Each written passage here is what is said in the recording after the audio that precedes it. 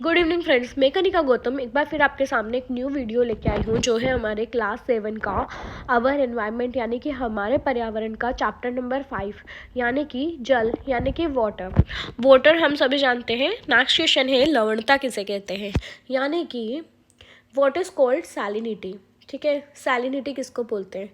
तो देखो फ्रेंड्स, 1000 ग्राम जल में मौजूद नमक की मात्रा को तो हम क्या बोलते हैं? लवणता बोलते हैं। ठीक है, यानी कि महासागर की औसत लवणता 35 भाग प्रति 1000 ग्राम होती है, यानी कि the amount of salt present in 1000 gram of water, यानी कि यह हमारा वाटर है। ठीक है, वाटर के अंदर जो नमक की 35 ग्राम की मात्रा होती है तो 1000 अपॉन मतलब 35/1000, इसको ही हम क्या बोलते हैं?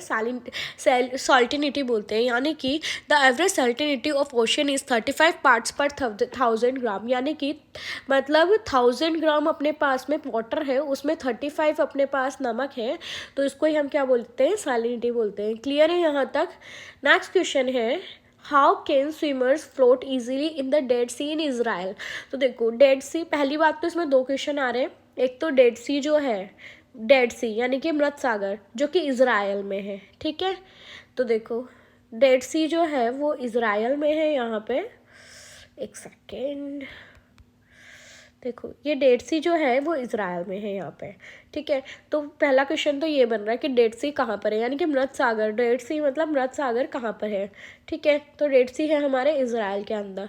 तो देखो क्या होता है कि यहाँ पे डेड सी जो है इसमें इजीली क्यों तैर सकते हैं।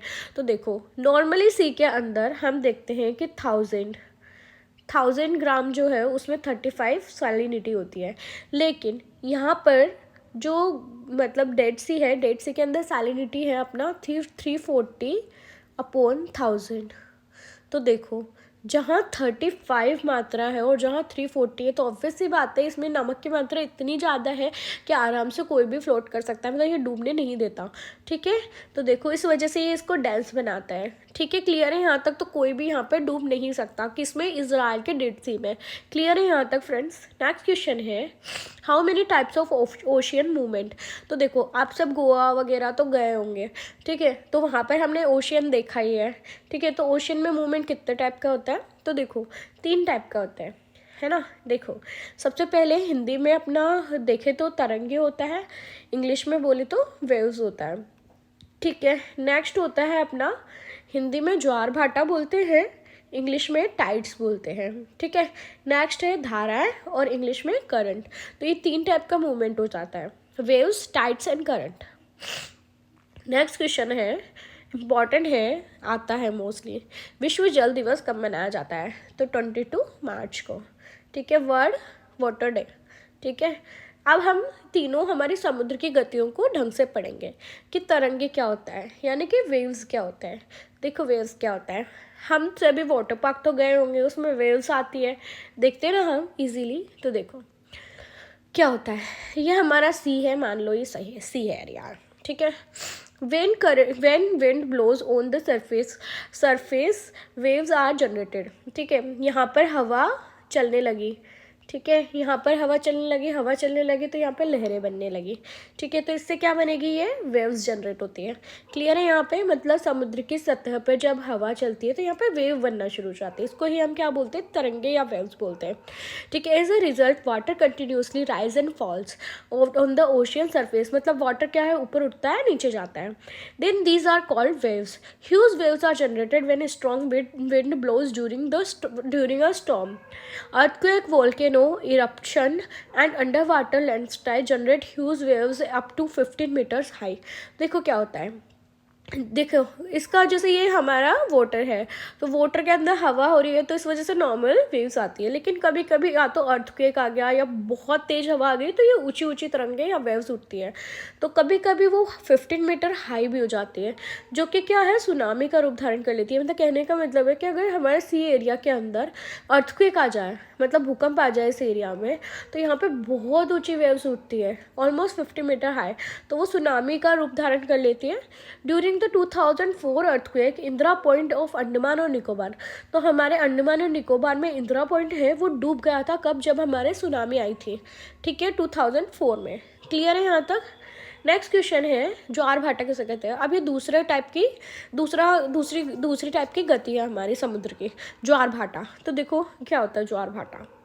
The regular rise or fall of water twice a day related to the tide. When the water of the almost deep level submerge a large part of the coast is called a tide. When the water reaches to the lowest level and goes behind the coast, it is called a ebb. देखो क्या होता है, यह हमारा सी water है। एक ऐसा time आता है कि ये बीच के बहुत सारे एरिया को डुबो देता है, 1-2 दिन में 2 बार होता है ऐसा, ठीक है। बहुत सारे, ये बीच है, बीच के बहुत सारे एरिया को डुबो देता है। तो डुबो देता है, इसको क्या बोलते हैं अपन, टाइड बोलते हैं। लेकिन एक ऐसा टाइम आता है जब बीच से मतलब पानी बहुत पीछे चला जाता है, मतलब बीच से बहुत पीछे चला जाता है, इसको हम एब बोलते हैं।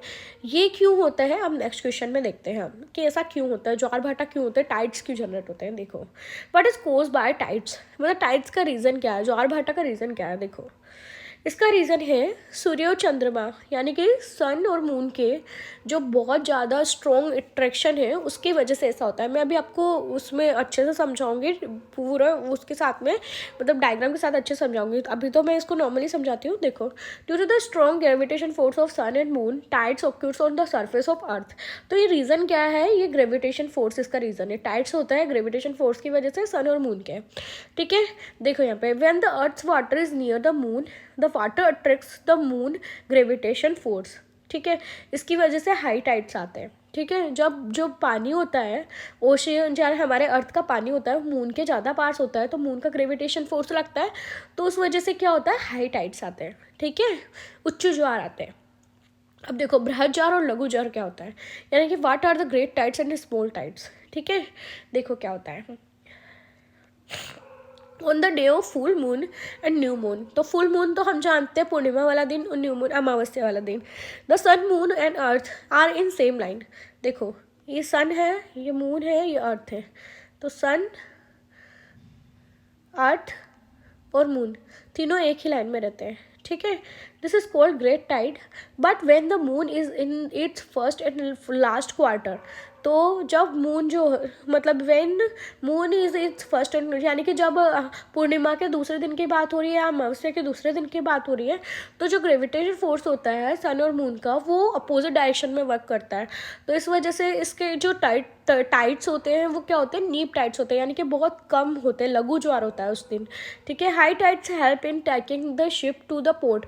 और अगर हाई टाइड्स आते हैं तो वो क्या होता है, शिप को पोर्ट तक पहुंचाने में हेल्प करते हैं। और लो, और जो अगर है ना, और साथ में ये हाई टाइड्स किसमें, फिश कैचिंग में भी हेल्पफुल रहते हैं, मतलब मछलियाँ पकड़ने में भी हेल्पफुल रहते हैं।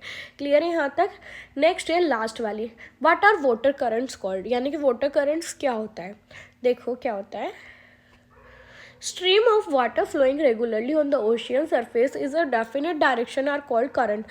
देखो क्या होता है, ये समुद्र जो है, ये समुद्र की लहरें एक ही डायरेक्शन में मूव करती है, ऐसा तो है नहीं पहले इधर जाएगी फिर इधर जाएगी, ऐसा तो नहीं होता, एक ही डायरेक्शन में मूव करते हैं, उसको ही हम क्या बोलते हैं, ओशन करंट बोलते हैं, ठीक है, करंट बोलते हैं। Ocean current can be warm और कोल्ड। तो देखो ये गर्म और ठंडी दोनों तरीके से हो सकते हैं। Warm ocean current originated from equator. देखो मैं नॉर्मली बता देती हूँ, ये अर्थ है, ये इक्वेटर के आसपास, ये इक्वेटर है हमारा, इक्वेटर के आसपास वार्म करंट होती है, और इक्वेटर से दूर यहाँ पर पोल्स पे, यहाँ पे कोल्ड होती है, ठीक है, कोल्ड करंट होती है। देखो यहाँ पे, तो ये हमारा समझ में आ गया। यहाँ पे gulf stream are warm currents, तो ये नाम याद रखने हैं कि कौन सी करंट वार्म होती है। तो gulf stream are warm current, यानी कि गर्म होती है। और यहाँ पर एक और है अपना, एक सेकेंड, और Labrador ocean current is cold current, ठीक है। तो देखो यहाँ पे लैब्राडोर, ये देखो लैब्राडोर ओशियन करंट जो होती है वो क्या होती है, कोल्ड करंट होती है। तो ये हमें ध्यान रखना है, एग्जाम में भी आ सकता है। देखो क्या होता है, what is the best fishing area. तो सबसे बेस्ट फिशिंग एरिया क्या होता है, देखो ऐसा एरिया जहाँ कोल्ड, यानी कि कोल्ड स्ट्रीम और हॉट स्ट्रीम, यानी कि कोल्ड और हॉट स्ट्रीम अगर आपस में मिलती है तो वो एरिया सबसे बेस्ट फिशिंग एरिया होता है। क्लियर है यहाँ तक। और साथ में ये फिशिंग एरिया तो अच्छा होता है, लेकिन इस टाइम पे कोहरे वाला मौसम बनता है, तो कोहरे वाला मौसम की वजह से नेविगेशन नहीं हो पाता, मतलब हमारी जो बोट्स है वो इजीली मूव नहीं कर सकती। तो ये हमारा इसका आंसर हो गया। और देखो ये जो मत्स्य क्षेत्र का जो एग्जाम्पल है वो जापान के आसपास उत्तर अमेरिका के कुछ तट है। ठीक है, क्लियर है यहाँ तक? देखो यहाँ पे मैं तो आपको ये डायग्राम समझा देती हूँ। स्प्रिंग टाइड क्या होता है, देखो जब जब ये न्यू मून और फुल मून होती है, यानी कि अमावस्या और पूर्णिमा की बात होती है, तो यहाँ पे हाई टाइड जनरेट होते हैं। ठीक है, और यहाँ पे नीप टाइड का मतलब है कि जब यहाँ पे फर्स्ट और थर्ड क्वार्टर में मून होता है तो यहाँ पे क्या होता है, अट्रैक्शन कम रहता है, तो यहाँ पे नीप टाइड आते हैं। ठीक है, क्लियर है यहाँ पे? तो फ्रेंड्स, अगर आपको मेरा ये वीडियो पसंद आता है तो प्लीज़ इसे लाइक शेयर एंड सब्सक्राइब जरूर कीजिए, मेरा बेल आइकन को जरूर दबाइए। जैसे ही मेरा न्यू वीडियो आता है मैं आप लोगों के पास लेकर आती हूँ। Thank you so much.